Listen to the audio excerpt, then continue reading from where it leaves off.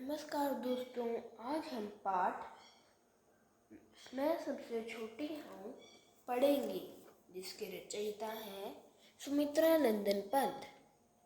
दोस्तों, पहले इसके शब्दार्थ पढ़ लेते हैं।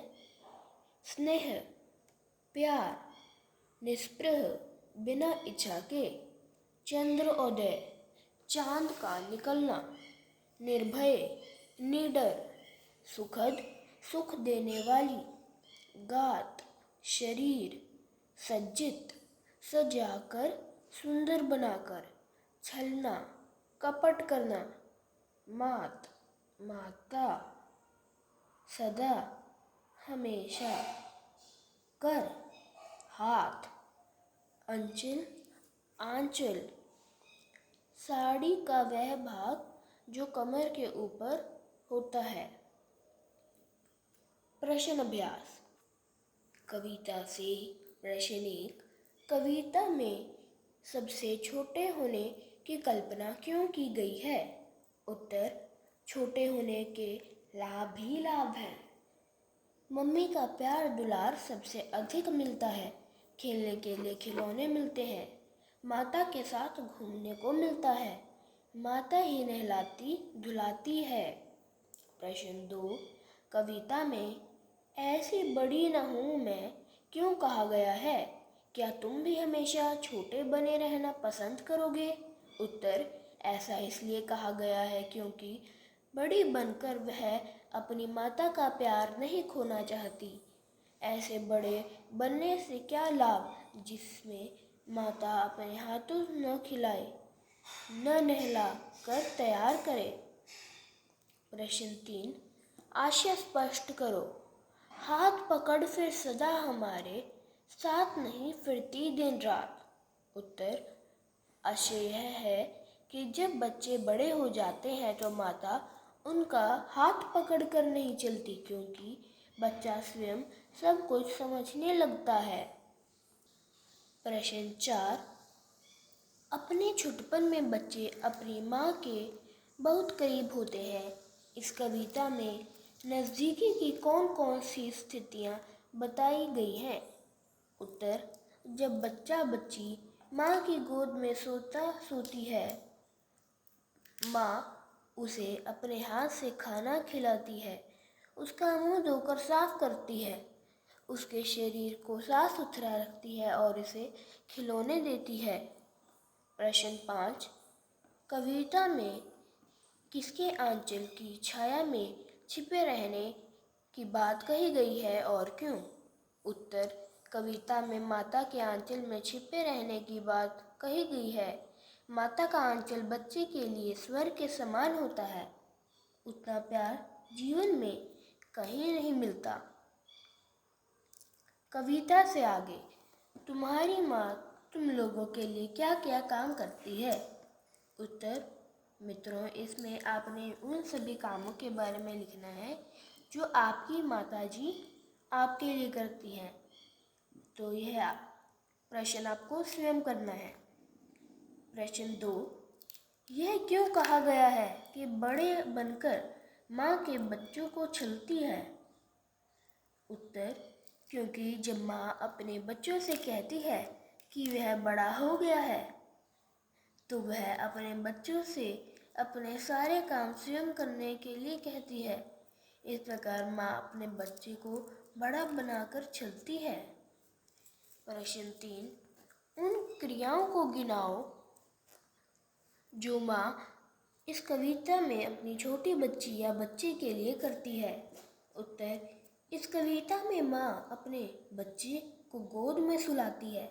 माँ अपने बच्चे को अपने हाथ से खिलाती पिलाती है, अपने बच्चे को मुंह धोती है, मिट्टी साफ करके अपने बच्चे के शरीर को साफ सुथरा करती है।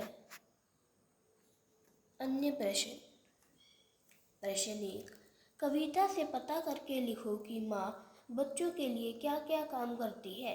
तुम स्वयं सोचकर यह भी लिखो कि बच्चों को माँ के लिए क्या क्या करना चाहिए। उत्तर, माँ बच्चे की गोद में सोता है, माँ बच्चे को गोदी में खिलाती है, उंगली पकड़कर घुमाती है। वह उसको अपने हाथों से खिलाती एवं नहला धुलाकर तैयार करती है, खिलौने देती है एवं परियों की कहानी सुनाती है। बच्चों को माता पिता का कहना मानना चाहिए, उनकी सेवा करनी चाहिए। माता पिता जब बूढ़े हो जाएं तो उनकी बातों को ध्यान से सुनना चाहिए। वे उनकी सभी ज़रूरतों को पूरा करना चाहिए। हमें उनको घुमाना फिराना भी चाहिए। प्रश्न 2। बच्चों को प्राय सभी क्षेत्रों में बड़ा होने के लिए कहा जाता है। इस कविता में बालिका सबसे छोटी बनी रहना क्यों चाहती है? उत्तर, बड़ी बनकर वह माता के दुलार से वंचित नहीं होना चाहती, इसलिए वह छोटी ही बनी रहना चाहती है। अनुमान और कल्पना। प्रश्न 1। इस कविता के अंत में कवि माँ से चंद्रोदय दिखा देने की बात क्यों कर रहा है? अनुमान लगाओ और अपने शिक्षक को सुनाओ। उत्तर, कवि माँ को किसी न किसी बहाने से घर के बाहर ले जाना चाहता है। वह चाहता है कि माँ बच्चे के साथ बाहर निकले, जिससे बच्चा घूम कर आ सके और माँ को यह भी पता चल जाए कि बच्चा अभी बड़ा नहीं हुआ है। प्रश्न 2। इस कविता को पढ़ने के बाद एक बच्ची और उसकी माँ का चित्र तुम्हारे मन में उभरता है। वह बच्ची और क्या क्या कहती होगी, क्या क्या करती होगी? कल्पना करके एक कहानी बनाओ। मित्रों, इसे आपको स्वयं करना है। प्रश्न 3। माँ अपना एक दिन कैसे गुजारती है?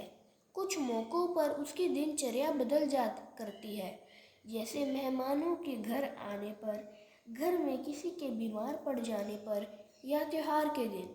इन अवसरों पर माँ की दिनचर्या पर क्या फ़र्क पड़ता है? सोचो और लिखो। उत्तर, पहले वह सारा दिन अपने बच्चे के साथ बिताती है, परंतु जब उनके घर मेहमान आ जाते हैं तो वह अपना थोड़ा सा समय ही अपने बच्चे को दे पाती है, क्योंकि उसका बाकी सारा दिन तो मेहमानों के लिए चाय नाश्ता व तरह तरह के व्यंजन बनाने में ही बीत जाता है।